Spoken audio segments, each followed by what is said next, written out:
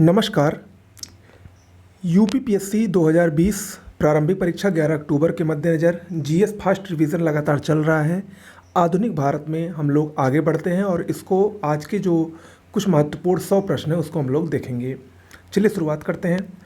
Indian federation of labour की स्थापना 1941 में एम.एन. राय और चमनलाल मेहता ने की थी। All India railway men's federation 1922 में वी गिरी ने इसकी स्थापना की थी। पहला कारखाना कानून 1881 में आया था लॉर्ड रिपन के समय में और ये मुख्य रूप से बाल श्रम से संबंधित था, जबकि द्वितीय कारखाना कानून उसके ठीक 10 साल बाद 1891 में लॉर्ड लैंसडाउन के समय में आया था और इसमें मुख्य रूप से स्त्रियों के कार्य में सुधार पर बल दिया गया था। ओके, तो ये दो कारखाना कानून अक्सर पूछता है और इसमें ये पूछता है कि उस समय वायसराय कौन थे। 1857 के बाद प्रथम संगठित विद्रोह नील विद्रोह को माना जाता है। 1859 में ये पश्चिम बंगाल के नदिया ज़िले में हुआ था और इस नील विद्रोह का दीनबंधु मित्र ने अपनी पुस्तक नील दर्पण में विस्तार से वर्णन किया है। नील विद्रोह के जो प्रमुख नेता थे वो दिगंबर और विष्णु विश्वास थे और इस विद्रोह के बाद इसकी जांच के लिए नील आयोग का 1860 में गठन किया गया था। और याद रखिएगा, ये जो विद्रोह हैं, आप लोग चाहे अभी बीईओ का एग्ज़ाम हुआ है या आरओ का एग्ज़ाम हुआ है, इस समय ज़रूर विद्रोह का क्वेश्चन मैच करने के लिए देता है, चाहे सुमेलित करने के लिए देता है, इसलिए ये बहुत ही इम्पोर्टेंट है, तो आप लोग ज़रूर देखिए। पाबना विद्रोह अभी आया था, ये 1873 से 76 के बीच बंगाल में हुआ था। मोपला विद्रोह मालाबार केरल में हुआ था। मोपला एक मुस्लिम थे, वहाँ के केरल के स्थानीय मुस्लिम थे और ये विद्रोह 2 बार हुआ था, लेकिन जो दूसरी बार 1921 में हुआ था ये इंपॉर्टेंट है, ये याद रखिएगा। 1836 में भी हुआ था। बारदोली सत्याग्रह 1928 में ये हुआ था सूरत में। 1928 में सूरत में ये लगान ना देने का आंदोलन था और इसके प्रमुख नेता वल्लभ भाई पटेल थे। वल्लभ भाई पटेल ने इसको चलाया था और इसका परिणाम भी अच्छा मिला। ब्रिटिश सरकार को 30% जो लगान वृद्धि उसने की थी उसको घटाकर 6.03% करना पड़ा। ओके, तेभागा आंदोलन ये 1946 में बंगाल में कंपाराम और भवन सिंह के नेतृत्व में चलाया गया था। अवध किसान सभा की स्थापना 1920 में बाबा रामचंद्र ने की थी, इंपॉर्टेंट है ये। उत्तर प्रदेश किसान सभा की स्थापना 1918 में गौरी शंकर मिश्र और मालवीय ने मिलकर की थी। अखिल भारतीय किसान संगठन 1936 में स्थापित हुआ था। सहजानंद सरस्वती ने इसकी स्थापना की थी, जबकि इसके महासचिव एन.जी. रंगा थे। प्रथम भारतीय किसान स्कूल 1938 में आंध्र प्रदेश में खोला गया एन.जी. रंगा द्वारा। सन्यासी विद्रोह की तरफ चलते हैं। सन्यासी विद्रोह 1763 से 1800 के बीच में बंगाल में हुआ था। इसके प्रमुख नेता द्विज नारायण, मजनू शाह और देवी चौधरानी थी। देखिए, बंकिम चंद्र चटर्जी द्वारा एक बहुत ही प्रसिद्ध उपन्यास लिखा गया है आनंद मठ, उसका जो कथानक है वो इसी सन्यासी विद्रोह पर ही आधारित है। भील विद्रोह महाराष्ट्र और राजस्थान दोनों जगह हुआ था और इसके मुख्य नेता मोतीलाल तेजावर थे।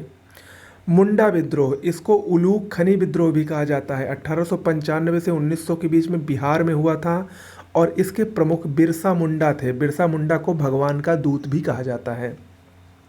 कोल विद्रोह 1831-32 में झारखंड में हुआ था। बुद्धो भगत और गंगा नारायण इसके प्रमुख नेता थे। संथाल विद्रोह 1855-56 बिहार में हुआ था, सिद्धू और कान्हू के नेतृत्व में।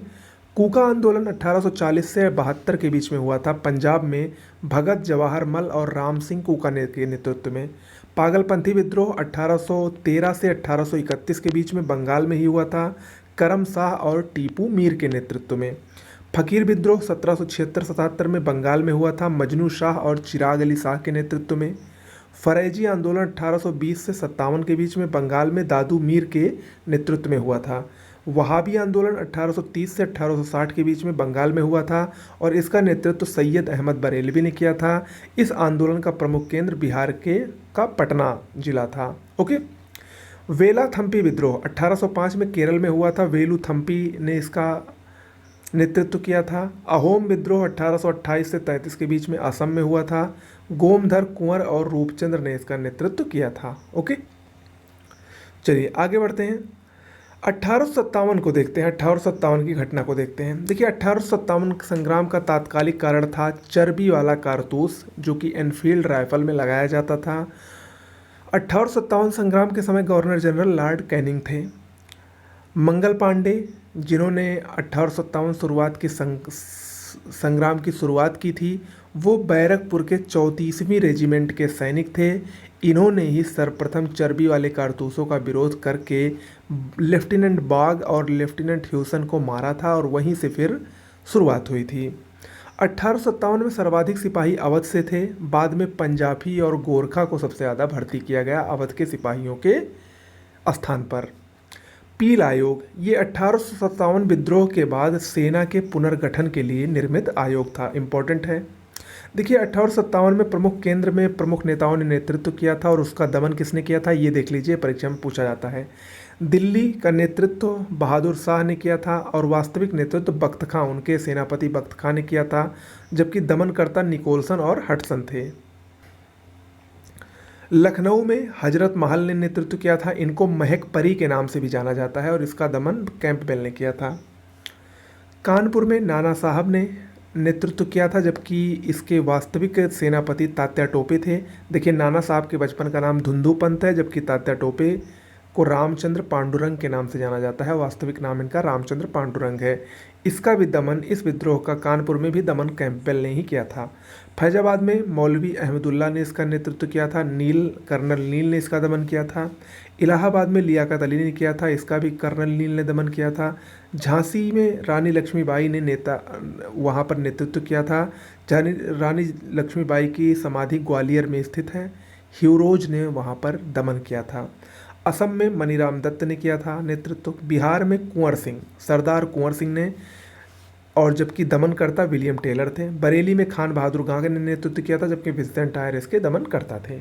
ओके, 1857 पर कुछ प्रमुख पुस्तकें लिखी गई हैं। पहली पुस्तक है 1857। इसके लेखक सुरेंद्र नाथ सेन है, जो कि एकमात्र सरकारी इतिहासकार थे तत्कालीन समय के। फर्स्ट वार ऑफ इंडिपेंडेंस अगली पुस्तक है, इसके लेखक वी.डी. सावरकर हैं। 1857 संग्राम की असफलता के क्या कारण थे? सबसे पहला कारण तो शिक्षित वर्ग का इससे अलग होना और देसी नरेशों की गद्दारी। महारानी विक्टोरिया की घोषणा कब की गई? 1857 के विद्रोह के बाद 1 नवंबर 1858 को इलाहाबाद में महारानी विक्टोरिया की घोषणा की गई और इसको लॉर्ड कैनिंग ने पढ़ा था। विद्रोह में अंग्रेजों का साथ किसने दिया था? हैदराबाद के निजाम, ग्वालियर के सिंधिया, कश्मीर, भोपाल, सिख शासक, इन सभी ने अंग्रेजों का ही साथ दिया था, इसीलिए ये विद्रोह असफल हुआ था। आगे बढ़ते हैं। आज का भारत, इंडिया टुडे नामक पुस्तक रजनी पाम दत्त ने लिखी है। रेलवे का जन्मदाता डलहौजी को माना जाता है, और लेकिन रेलवे लाइन का सर्वाधिक विस्तार लॉर्ड कर्जन के काल में हुआ था। प्रथम रेलगाड़ी 16 अप्रैल 1853 को बम्बई से थाने के बीच में चली थी। रेल आयोग का गठन 1902 में रॉबर्टसन की अध्यक्षता में हुआ था। इंपॉर्टेंट है। भारत में पहला चाय बागान 1835 में असम में लगाया गया था। धन निष्कासन का सिद्धांत दादा भाई नौरोजी ने अपनी पुस्तक poverty and un British rule in India में सुझाया था सर्वप्रथम। अस्थाई बंदोबस्त या जमींदारी व्यवस्था, जिसको कहते हैं, 1793 में लॉर्ड कॉर्नवालिस ने लागू की थी और ये बंगाल, बिहार, उड़ीसा और बनारस में लागू थी। रैयतवाड़ी बंदोबस्त 1820 में टॉमस मुनरो ने लागू की थी। मद्रास, मुंबई और असम में कुल 51% भूभाग पर रैयतवाड़ी बंदोबस्त को लागू किया गया था, जिसमें संपूर्ण दक्षिण भारत शामिल था। महालवाड़ी व्यवस्था 1833 में बेंटिंग और मैंकेजी ने लागू की थी, उत्तर प्रदेश, मध्य प्रांत और पंजाब में। रेल बजट को सामान्य बजट से अलग 1920 में किया गया था, एकवर्थ समिति की सिफारिश के आधार पर। ओके, हालांकि अब रेल बजट और सामान्य बजट फिर से एक हो गया है 2016 से। इसके बाद आगे बढ़ते हैं। सबसे वृद्ध मुगल शासक बहादुर शाह प्रथम था। इसको शाहे बेखबर के नाम से भी जाना जाता है। यहाँ पर हम लोग उत्तरवर्ती मुगल शासकों के बारे में पढ़ेंगे। लंपट मूर्ख, ये जहांदार शाह को कहा जाता है। जहांदार शाह ने ही जय सिंह को मिर्जा की उपाधि दी थी।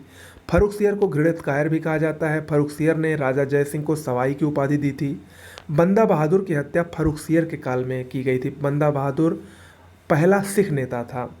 सैयद बंधु, ये अब्दुल्ला खां और हुसैन खां थे। इनको सैयद बंधु के नाम से जाना जाता है। इनको राजा बनाने वाले के नाम से भी प्रसिद्ध हैं। मोहम्मद शाह के काल में इनकी हत्या की गई, इनका अंत हुआ। रंगीला बादशाह मोहम्मद शाह को कहा जाता है। इसका एक और नाम रोशन अख्तर भी था। मयूर सिंहासन पर बैठने वाला अंतिम शासक यही था, मोहम्मद शाही। देखिए, मोहम्मद शाह के समय में तीन स्वतंत्र राज्यों का उदय हुआ। बंगाल, अवध और हैदराबाद इसी के काल में स्वतंत्र हुए थे। नादिर शाह का भी आक्रमण मोहम्मद शाह के ही समय में 1739 में हुआ और नादिर शाह भारत पर आक्रमण करके अपने साथ मयूर सिंहासन और कोहिनूर हीरा लूट कर ले गया था। जजिया कर की वसूली अंतिम रूप से मोहम्मद शाह द्वारा ही बंद की गई। अहमद शाह अब्दाली का आक्रमण भी अहमद शाह के समय में ये हुआ था। ओके। रॉबर्ट क्लाइव को बंगाल, बिहार और उड़ीसा की दीवानी शाह आलम द्वितीय ने दी थी।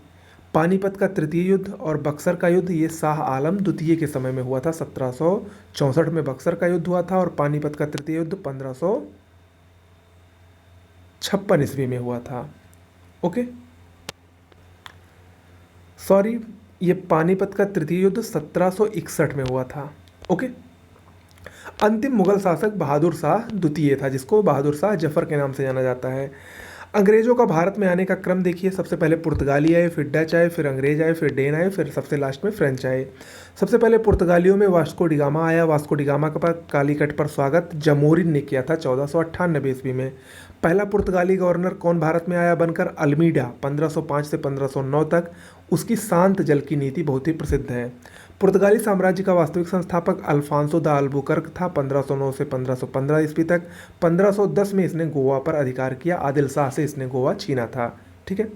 आगे बढ़ने से पहले देखिए, अगर आप लोग हमारे चैनल से जुड़े हैं, बेस्ट जीएस की नोट्स, जीएस माने कंप्लीट नोट्स, जिसमें आपको history, polity, science, environment, ecology, UP special, census, जनसंख्या नगरीकरण, सब कुछ मिलेगा। जियोग्राफी, तो अगर उसको आप लेना चाहते हैं या करंट अफेयर्स की पीडीएफ न्यू अपडेटेड 20 सितंबर तक की लेना चाहते हैं तो हमारे चैनल पर उपलब्ध है। आपको 9451900992 पर संपर्क करना है।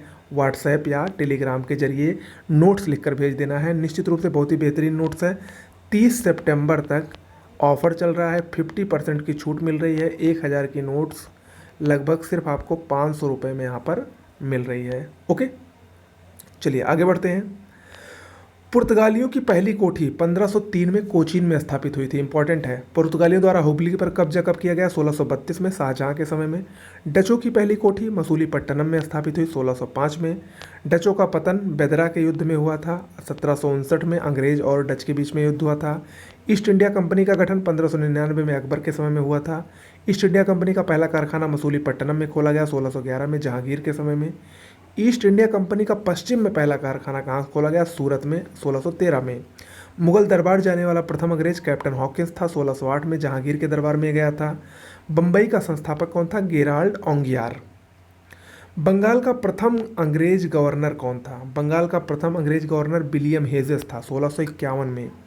कलकत्ता के संस्थापक जॉब चारनाक थे। इन्होंने सूतानदी, कालीकट और गोविंदपुर, इन तीनों जगहों को मिलाकर कलकत्ता की स्थापना की थी। डेन की भारत में पहली कोठी कहाँ पर स्थापित हुई? ट्रांकबोर, जिसको तंजौर के नाम से जाना जाता है। 1620 में सर्वप्रथम डेन ने वहाँ पर अपनी पहली कोठी स्थापित की। फ्रांसीसियों की पहली कोठी सूरत में स्थापित हुई थी 1668 में फ्रैंक फैरो द्वारा। पौंडीचेरी की स्थापना फ्रांसिस मार्टिन ने की थी 1674 में। देखिए, अंग्रेज के और फ्रांस के बीच में, अंग्रेजी और फ्रांसीसी के बीच में दो प्रसिद्ध कर्नाटक युद्ध हुए थे। इसके बारे में देखिए। प्रथम कर्नाटक युद्ध 1746 से 48 के बीच में हुआ था।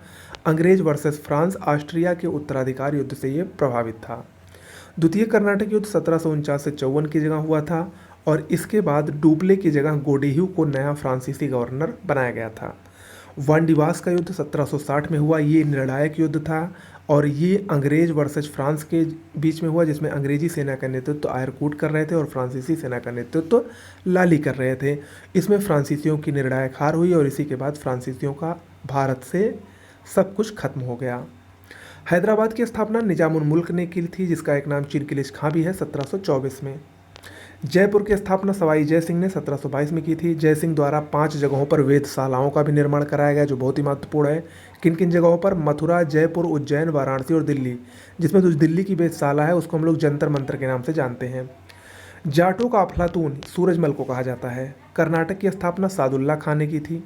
सिख धर्म के संस्थापक गुरु नानक थे। इनका जन्म तलवंडी में हुआ था। ये इब्राहिम लोदी के समकालीन थे। गुरुमुखी लिपि के आविष्कारक गुरु अंगद थे। अमृतसर की स्थापना गुरु रामदास ने की थी, ये अकबर के समकालीन थे। सच्चा बादशाह गुरु अर्जुन देव को कहा जाता है और इन्हीं गुरु अर्जुन देव को ही जहांगीर द्वारा मृत्युदंड दिया गया था। आदि ग्रंथ या गुरु ग्रंथ साहब की रचना भी गुरु अर्जुन देव ने ही की थी। अकाल तख्त का निर्माण हरगोविंद ने करवाया था। गुरु तेग बहादुर, ये 1675 में इनको औरंगजेब ने मृत्युदंड दिया था, इंपॉर्टेंट है ये। सिखों के अंतिम गुरु यानी सिखों के अंतिम यानी 10वें गुरु कौन थे? गुरु गोबिंद सिंह, इनका जन्म पटना में हुआ था। खालसा पंथ की स्थापना भी गुरु गोबिंद सिंह ने की थी। पोंटा साहिब या आनंदपुर नगर की स्थापना भी गुरु गोबिंद सिंह ने ही की थी। सिखों को केस, कंघा, कृपाण, कच्छा और कड़ा रखने को किसने कहा था? गुरु गोबिंद सिंह ने। सिखों का पहला राजनीतिक नेता बंदा बहादुर, जिसकी हत्या भी मैंने आपको कुछ देर पहले बताया, फर्रुखसियर के काल में हुई थी। सिख राज में सबसे शक्तिशाली मिसल भंगी मिसल थी। महाराणा रणजीत सिंह, ये सिखों के बहुत ही प्रतापी नेता थे, सुकर चकिया मिसल से संबंधित थे, इन्होंने पंजाब राज्य का गठन किया था। ओके, तो आज के लिए इतना ही रखते हैं। देखिए, अब तक आप लोगों ने जो 4 वीडियो देखे आधुनिक इतिहास के, आप लोग कमेंट बॉक्स में लिख कर ज़रूर बताइएगा कि कैसा रिवीजन चल रहा है। ये मान लीजिए सबसे बेस्ट रिवीजन है, इसको अगर आप लोग मेरे साथ कर लेंगे तो आपका मैक्सिमम चांसेस हैं क्वालिफाई करने के। लेकिन हाँ, अगर आप लोग मेरी नोट्स को पढ़ लेंगे तो निश्चित रूप से आपको कोई नहीं रोक पाएगा। ओके, धन्यवाद।